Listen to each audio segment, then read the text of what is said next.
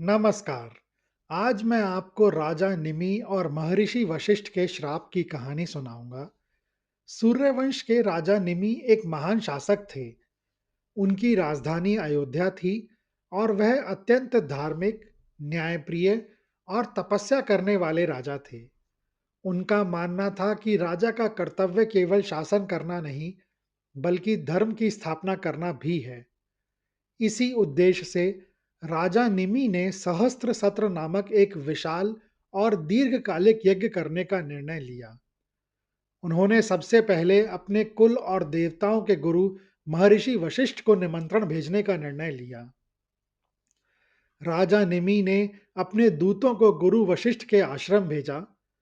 राजा का संदेश स्पष्ट था: हम आपके मार्गदर्शन के बिना इस महान यज्ञ को नहीं कर सकते।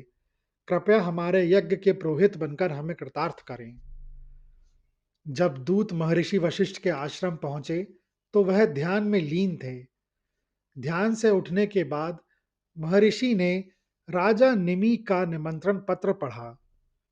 वशिष्ठ ने अपने माथे पर हल्की सी शिकन के साथ दूतों को समझाया: हे दूतों, अपने राजा निमि को मेरा आशीर्वाद देना और यह संदेश देना कि मैं उनके निमंत्रण का हृदय से सम्मान करता हूँ, किंतु इस समय मैं उनकी सेवा करने में असमर्थ हूँ। कुछ समय पूर्व ही देवताओं के राजा इंद्र ने मुझसे संपर्क किया है।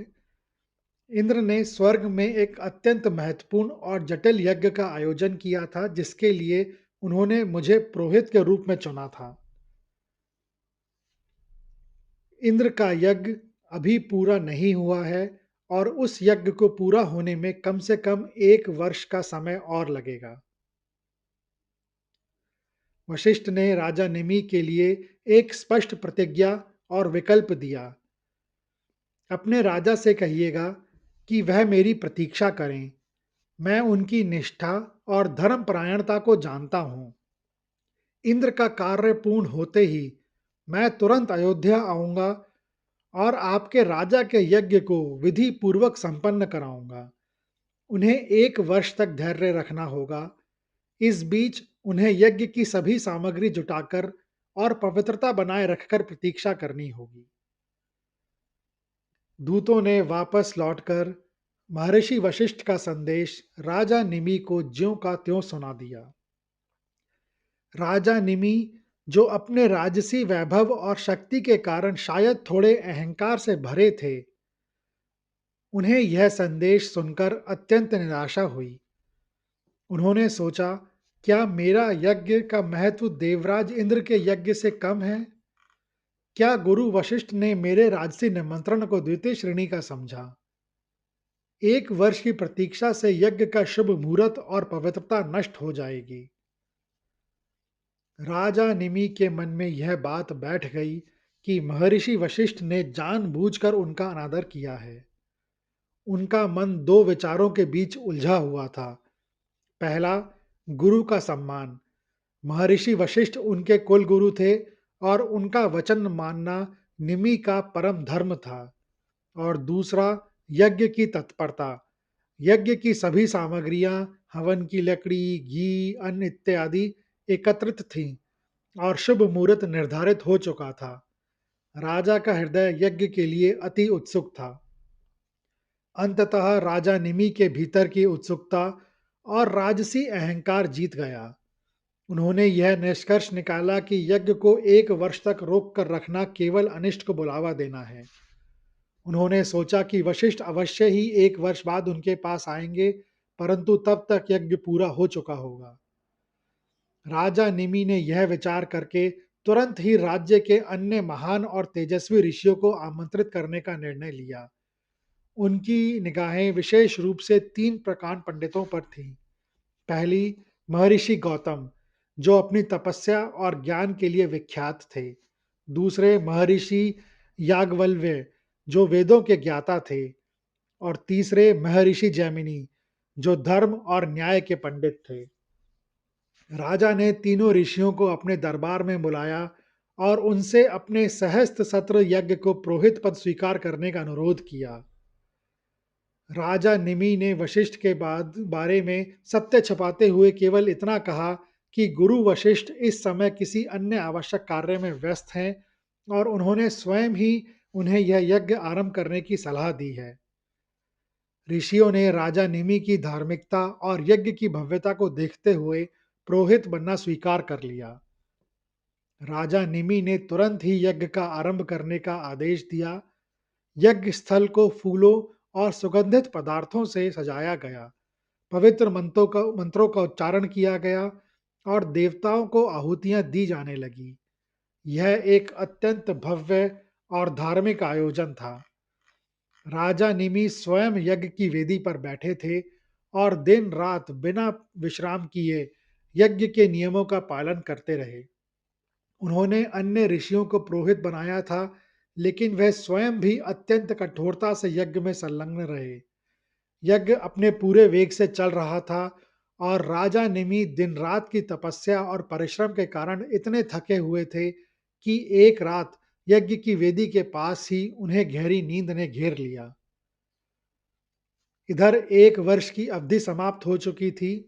महर्षि वशिष्ठ अपने वचन के अनुसार देवताओं का यज्ञ पूर्ण कर अत्यंत प्रसन्नता पूर्वक अयोध्या की ओर चल दिए। उनके मन में यह विचार था कि वह राजा निमि के पास जाएंगे, उनका आतिथ्य स्वीकार करेंगे और फिर भव्य यज्ञ को संपन्न कराकर उन्हें आशीर्वाद देंगे। परंतु वशिष्ठ ने जब अयोध्या में प्रवेश किया, तो उन्होंने दूर से ही यज्ञ स्थल पर पवित्र मंत्रों का उच्चारण और हवन की सुगंध अनुभव की। उन्हें यह देखकर आश्चर्य हुआ कि राजा निमि ने उनकी प्रतीक्षा नहीं की। वशिष्ठ सीधे यज्ञ मंडप में पहुंचे।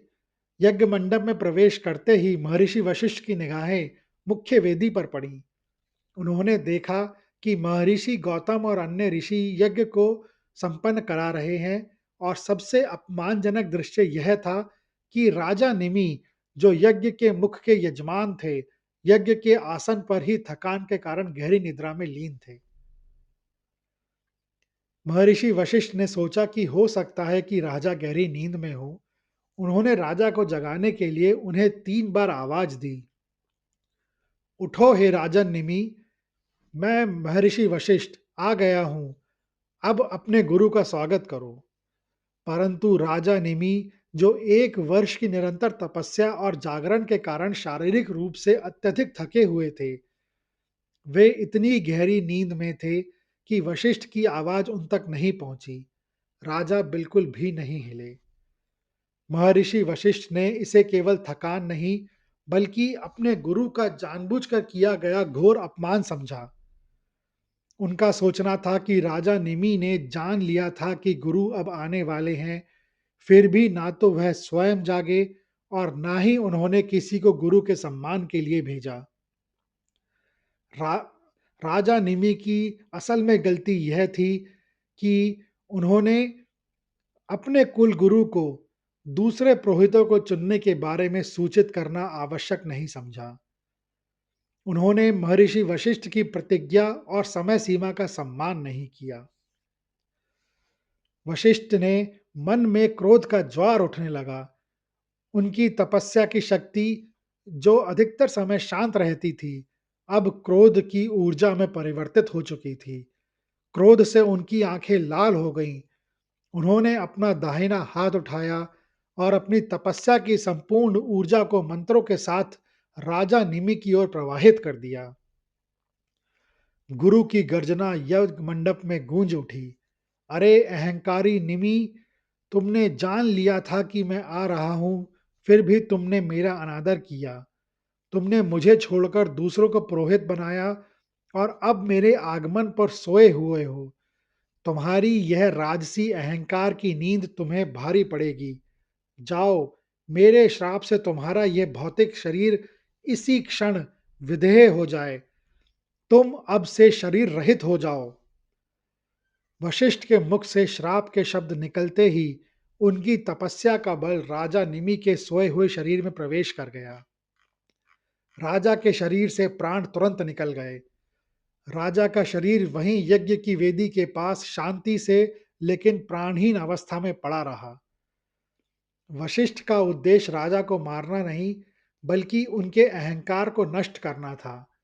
लेकिन स्वयं के क्रोध ने उन्हें अंधा कर दिया था और श्राप का परिणाम राजा की मृत्यु यानी कि देह त्याग के रूप में सामने आया। इस भयंकर कृत्य के बाद वशिष्ठ को तुरंत अपनी गलती का एहसास हुआ, लेकिन तब तक बहुत देर हो चुकी थी।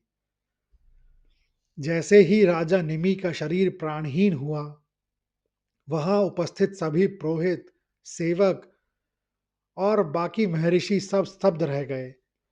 यज्ञ की पवित्र अग्नि धीमी हो गई और पूरे वातावरण में एक गहरा शोक छा गया। महर्षि वशिष्ठ को भी तुरंत अपने किए पर तीव्र पश्चाताप हुआ।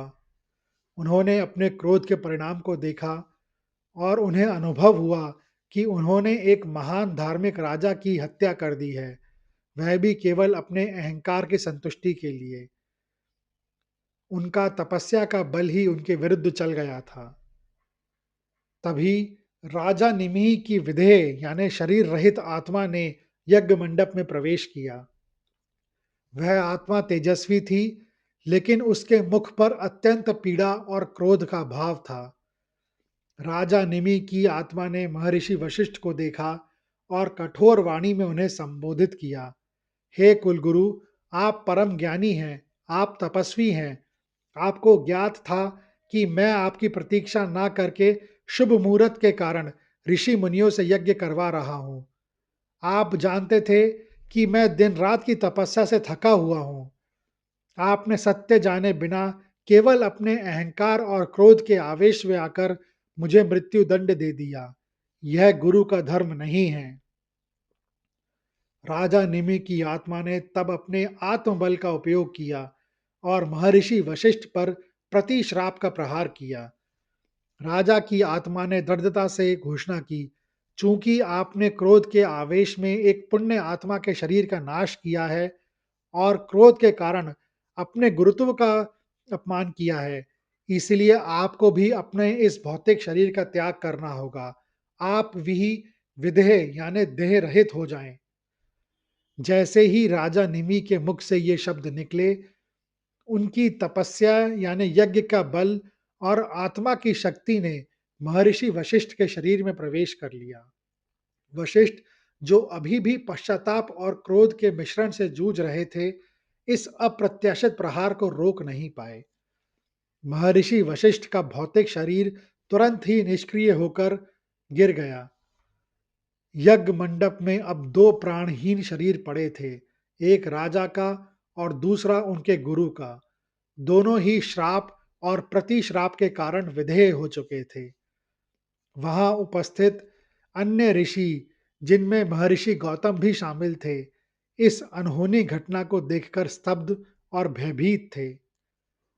राजा निमि और महर्षि वशिष्ठ दोनों के शरीर त्यागने के बाद भी यज्ञ की अग्नि जल रही थी। महर्षि गौतम और अन्य ऋषियों ने अत्यंत दुख के साथ पर पूरी विधि पूर्वक उस सहस्त्र सत्र यज्ञ को संपन्न किया। यज्ञ के पूर्ण होने पर देवतागण, जिनमें इंद्र और अन्य प्रमुख देव शामिल थे, इस यज्ञ में उपस्थित हुए। उन्होंने राजा निमि के त्याग और धर्मनिष्ठा को भी देखा था।